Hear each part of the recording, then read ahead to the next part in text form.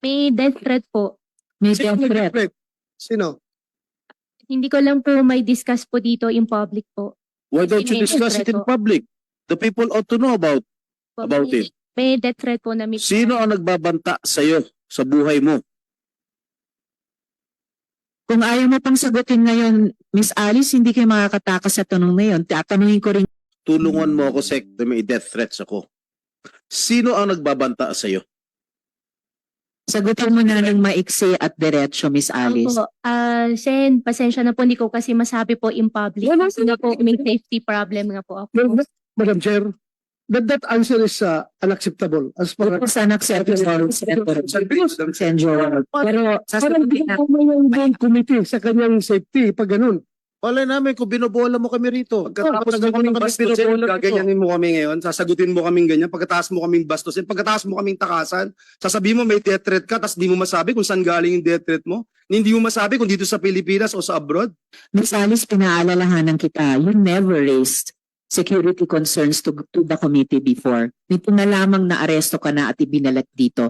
Tatanungin pa rin talaga kita dun sa sinasabi mong death threats na yan na ngayon lang namin narinig yan. Balikan ko lang muna yung kumbaga prejudicial question para sa amin, yung identity ninyo. You entered the country as Guo Huaping in 2003, correct? Ikaw ay 12 or 13 years old pa lamang noon, correct? Madam Chair, wala po akong record po niyan. Opo, Filipino po ako, Madam Chair. Madam Chair, Yes, and Lauren, for thank you. one related question. since yung sinabi po nyo, kung meron siyang passport na Philippine passport, sinabi niya meron siya. Tapatin lang tayo. Sino ang nagbigay ng Philippine passport? Sino rin nag-issue ng kanyang Philippine birth certificate? Pag sinabi mo yon, we can protect you. Pag sinabi mo yung totoo, paano ka naging Pilipino, paano ka nagkaroon ng passport, then you're answering us properly, we can perhaps protect you. But if you keep on lying to us, you will sink in a web of lies. Hindi ka namin maprotektahan sa mga sindikatong naghahabol sa'yo. I suggest to answer that. How did she get her Philippine birth certificate from the PSA or the satellite office, and how she acquired her Philippine passport from the DFA? We have to find out the syndicates in the government agencies. Madam Chair, Record para sa kabataan na gamit para makakuha ng Filipino passport. Pero sa pagkaalam din ng aming komite, nagkaroon ka, Miss Alice, ng Chinese passport. Kaya sa lahat ng mga tanong na ito so far, bakit ayaw mo sumagot? Wala namang self-incriminating sa mga tanong na ito. You are only being asked, in fact, you are only being asked about your previous answers to the committee. Yung mga previous documents na sinabit mo sa mga bangko na nakuha namin. So please stop being evasive. Stop being evasive before this committee. I-flash, ayan, finlash namin ulit yung dactyloscopy report ng NBI, no? Result of examination after a thorough examination and analysis, fingerprints of Guo Huaping, Ilin, and fingerprints of Guo Alice Ilial were found identical. Opinion, NBI to, in view of the foregoing, fingerprints of Guo Huaping, Ilin, and fingerprints of Guo Alice Ilial were affixed by one and the same person. Isang tao lamang. Yun yung unang-unang tanong ko sa inyo, pero nagsinungaling pa rin kayo.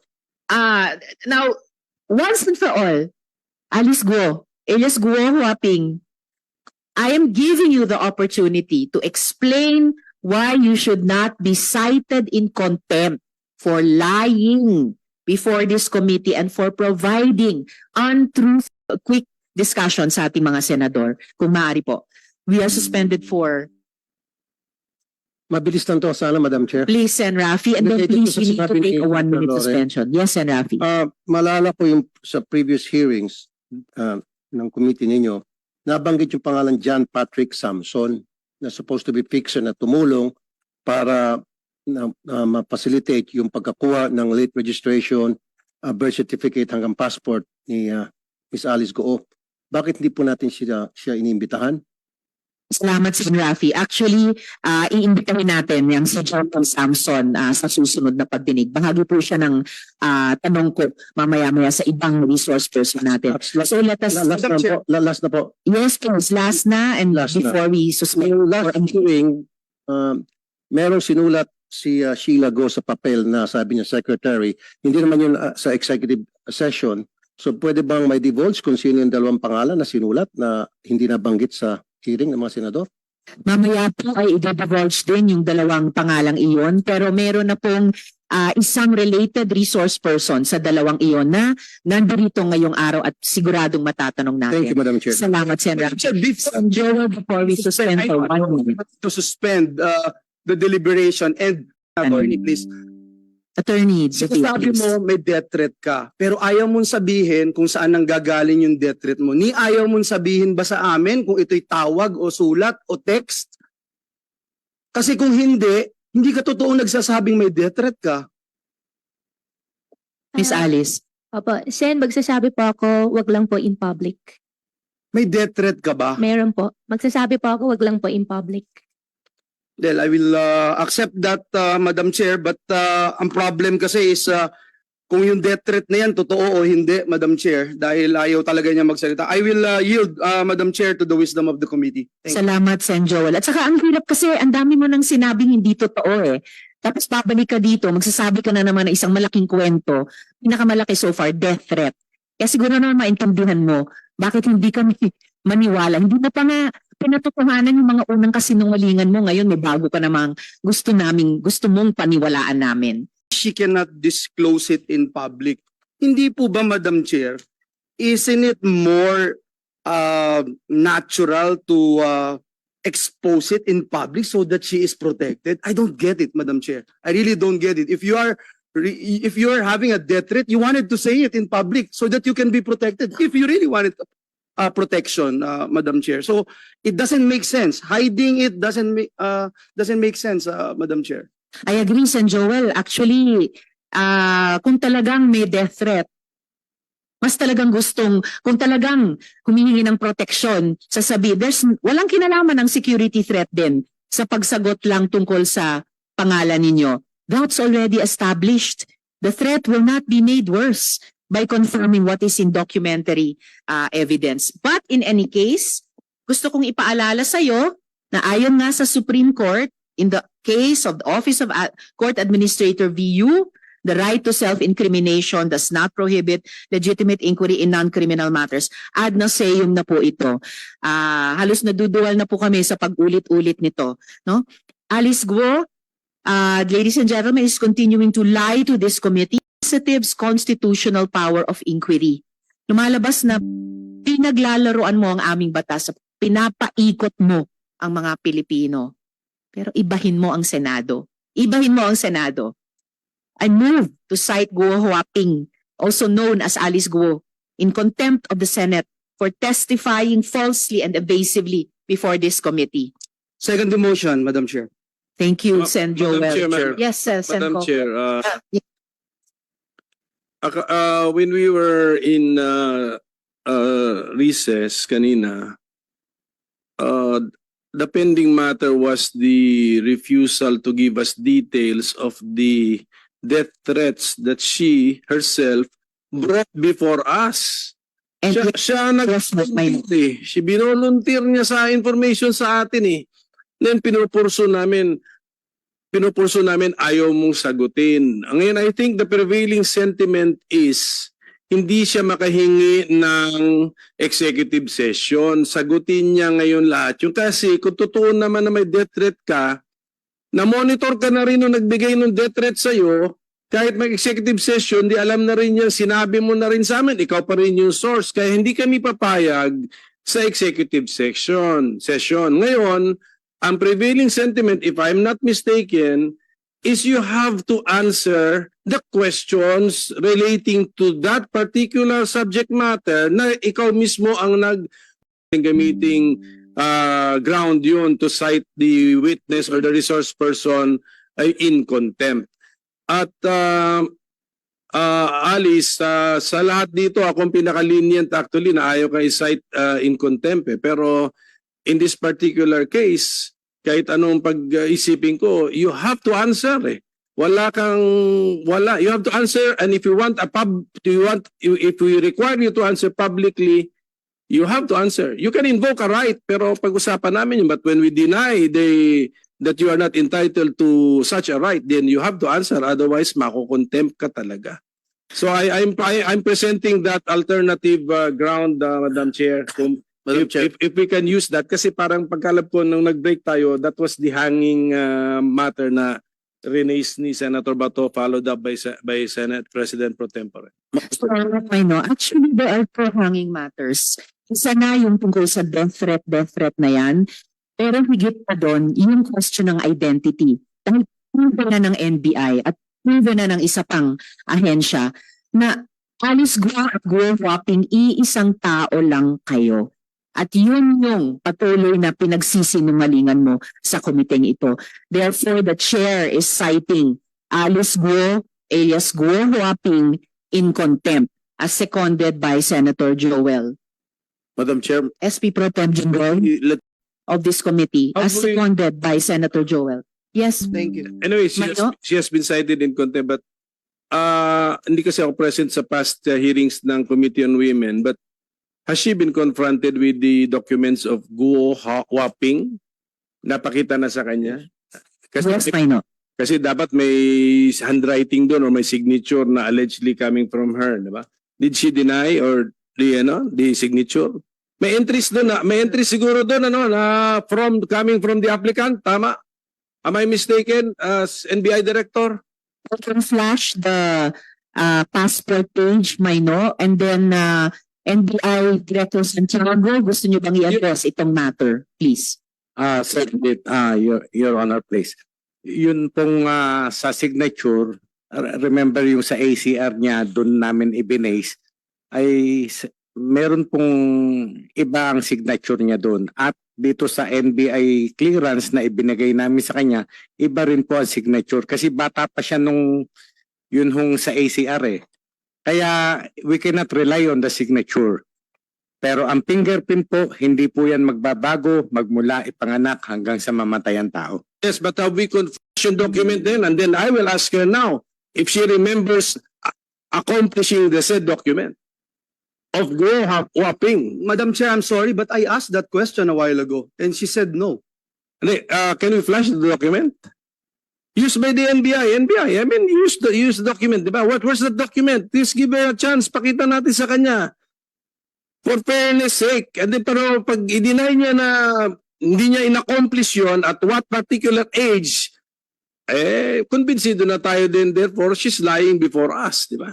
Meron po tayo ditong doctor's copy report na sinasabing identical ang fingerprints ni Alice Guo at ni Guo Huaping. At na yung fingerprints na iyon ni Guo Huaping at ni Alice Guo were affixed by one and the same person. Do you have the supporting document na ginamit ng NBI para dito? Para ipakita ulit. Dahil ipinakita na natin dati kay Alice Guo. Miss Alice, extraordinary ito ha. Kayo lang yung naalala kong resource person na ipapakita namin paulit-ulit ang mga dokumento sa iyo. Dapat naman siguro suklian mo yung komite na magsabi ka na ng totoo. Hindi going the extra mile ang komite, pero kasi nangalingan pa rin ang sinusukli nyo. Comsec, do you have the supporting document on para i-project dito sa ating monitor, yung ginamit ng NBI to come to this conclusive opinion used in all courts of the Philippines, ang fingerprint matching. Madam Chair, Yes, Sir Joel. when we will bear it out later or not, that is the basis, Madam Chair. If this is the prevailing stance, then witness won't play around with the Senate. I think that is the only reason why we are doing this, because she is obviously playing around, Madam Chair. We have given her enough time, so many chances, Madam Chair. I have never seen a witness na ganito karami yung chance na binibigay natin magsabi ng katotohanan. Pero kung ayaw talaga, Madam Chair, she has to face the music. Agree, Sen Joel. But Comsec, i-flash po natin please yung passport ni Guo Huaping para masagot niya yung one more chance na tanong. ng Minority Leader. While Can we waiting, pull that up? Madam Yes, Chair, SP Pro Temp, Jinggoy. habang hinihintay natin i-flash yung passport sa ano, I'll give you one more chance, Alice, tungkol sa death threat. Ha? Kailan mo na-receive yung tangka sa buhay mo? Miss Alice. I think mga Senator ko ako, malalaman din niya. Ngayon sabihin mo sa amin, sino yung source? Opo, Sen, ang understanding ko po, pagka sinabi ko po sa inyo sa executive session po, hindi po lalabas. Kasi nagwo-worry po ako sa sarili ko. Ganun din yun. Oh, sabihin mo sa amin. Sen, ako po kasi, ang Senate hearing po natatapos, pero natatakot po kasi ako sa magiging buhay ko. Ano ka tinatakot nung kausap mo sa telepono? How Sen, you threaten? ko po muna i-discuss po sa public po. No. Opo. You, Pasensya na po talaga, Sen. how were you threatened? Yun lang tanong ko, how were you threatened? Hindi ko po siya may discuss po sa public po, Sen. Pasensya na po talaga. Eh talaga makukulong ka. Madam Chair, if just in case the court will allow the Senate to be detained here, Sa pinapakita namin ulit na passport, page ng passport mo. Sagutin mo yung tanong. Ni Sen Coco, ikaw ba ito? Madam Chair, ako po si Alice Go po. No, hindi yan ang tanong ko sa inyo. Ang tanong ko po ay, meron kang monitor sa harap mo, kita mo yung page ng passport. Kayo ba yan sa photo na yan? At asking yung pangalan nyo. Alam na namin, go hopping. Ito ba ay ikaw? Madam Chair, meron pong pending case po sa akin po. Lahat You answer. All right, you are not taking the many one last chances na binibigay ng committee ito sa iyo. You are denying your identity as Guo Huaping. So may I Madam Chair, return Chair, to Major, yes, Minority she was Leader. trying to invoke something. What are you invoking? For your refusal to answer, what are you invoking? Sen, may pending cases na po kasi sa akin sa court po. Ang understanding ko po, lahat po ng sasabihin ko po dito may incriminating my own self po. Okay, this one. Ito, saan ito maka-incriminate? What particular case? Kailangan may particularity. Hindi Opo. pwedeng wala. Opo, Sen, may final po sa akin sa citizenship po na issue po sa court po. Citizenship. I think there is 7 pending cases po sa korte po ngayon. No, Isa na po dyan yung citizenship po. Hindi kasi kunyari may kaso ka ng estapa, hindi naman connected sa estapa yan. So hindi mo pwede sabihin may kaso ako sa korte. You have to specify. Saan ka ma-incriminate na ang sagot mo magagamit to prove your guilt sa isang criminal case? Which one? Sen, pasensya na po. Mali po pala yung nasabi ko po kanina, hindi pala citizenship. Ang dapat po pala COMELEC po.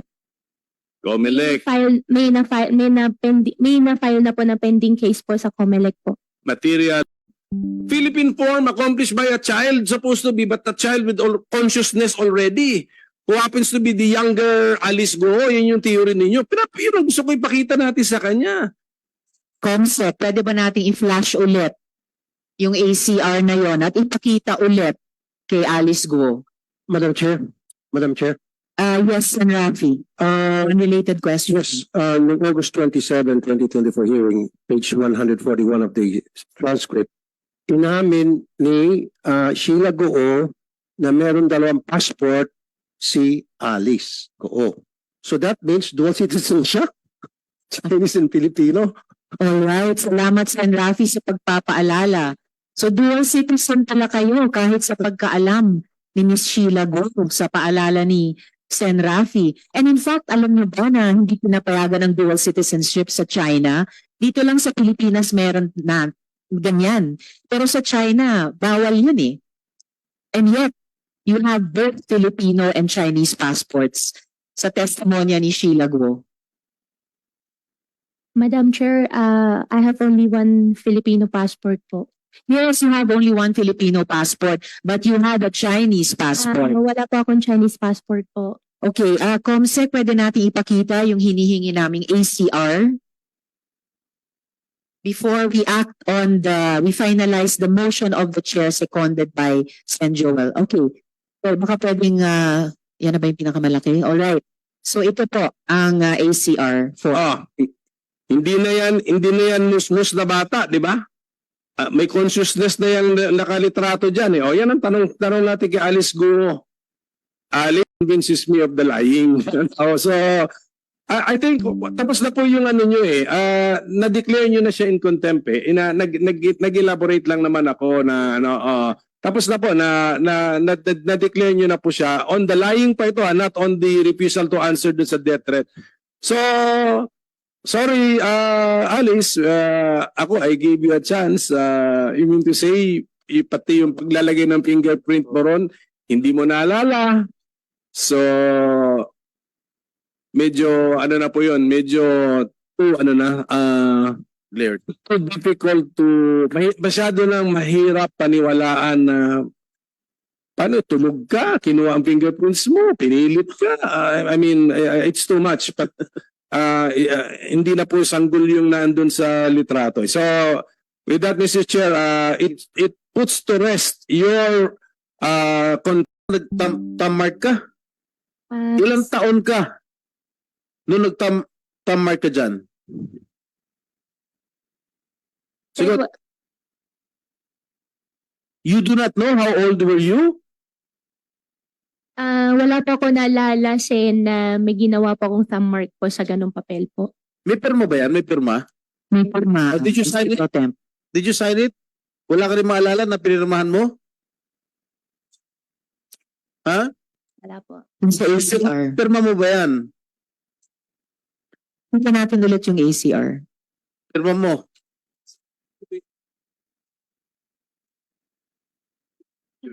Yes, ipakita natin yung kaninang ACR form, yung may photo, fingerprints at saka pirma. Oh, yan. May signature. Is that your signature?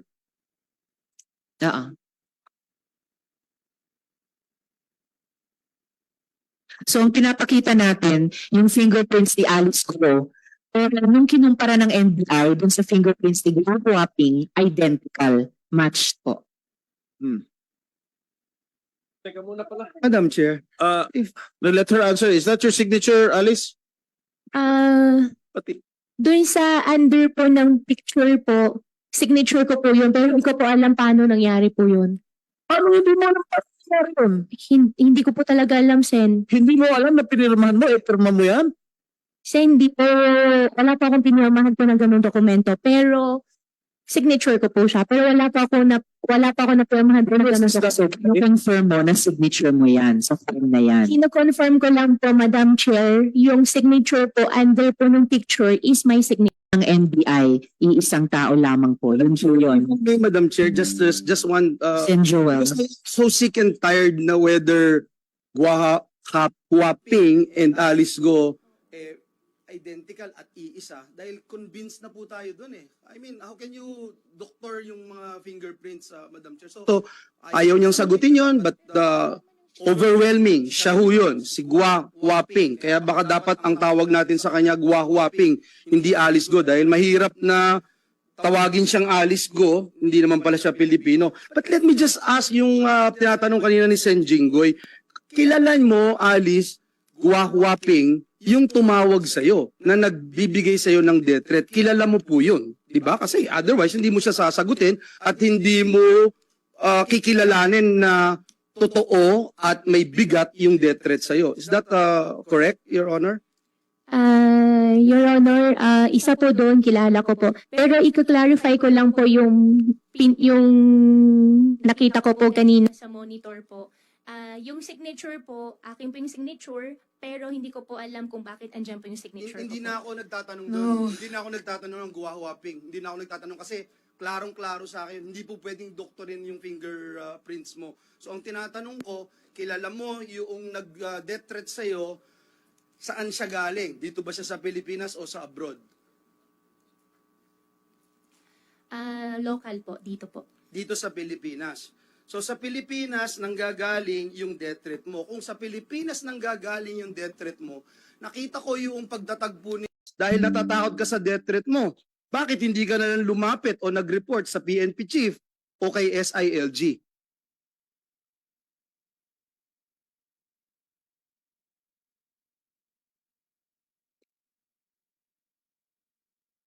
Sagutin ko na po.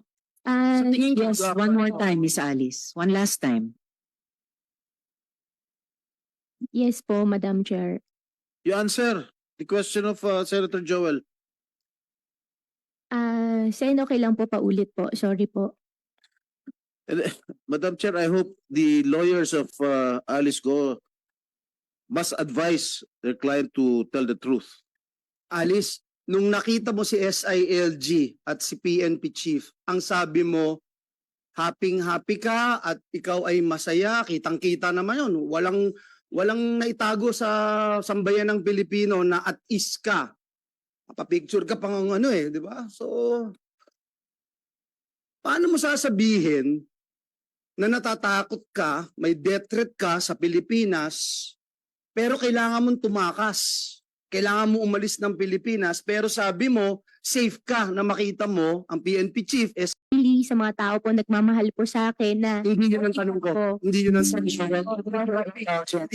ko. Before we go further into this topic, para lang ma-settle itong pending issue, i-reiterate ko, no? I move to cite Guo Huaping, also known as Alice Guo, in contempt of the Senate for testifying falsely and evasively before this committee. I second the motion, Madam Chair. I second the motion. Salamat, Sen JV at Sen Joel.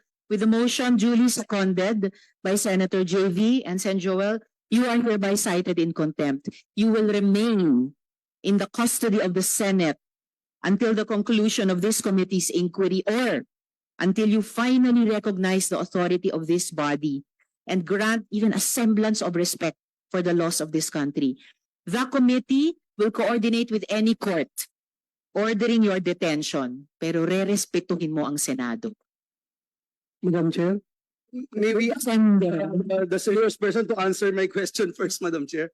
We will have one, Miss Alice, isang huling sagot sa puntong ito sa tanong ni Sen Joel, and then isang related na tanong kay Sen Roy, and then itutuloy ng chair yung mga tanong ko, and the majority leader as well after Sen. Yun din pala yung gagawin mo at sabi mo, dun ka, you feel safe. Pero hindi, tumakas ka, iniwanan mo kami, binastos mo kami, binastos mo yung buong gobyerno, hinalughog ka sa buong Pilipinas. Ay mga kapulisan natin, mga NBI, Coast Guards, talagang pinahirapan mo. Pero sasabihin mo ngayon, may death threat ka. At ngayon, kampante ka, na protektado ka. It doesn't make sense kasi, Alice. Guwahuaping. Question. Bakit? Sen, ang answer ko pa rin po dyan ay after wala rin po sa mind ko po na pwede ko pong gawin yan at pagkatapos ko po na share na meron pong death threat, I feel relieved po nung nakausap ko po sila. Hindi mo Salamat, Sen Jo. Hindi mo pa rin sinasagot yung tanong. But anyway, hindi ka tumatakas sa Pilipinas dahil sa death threat. Yun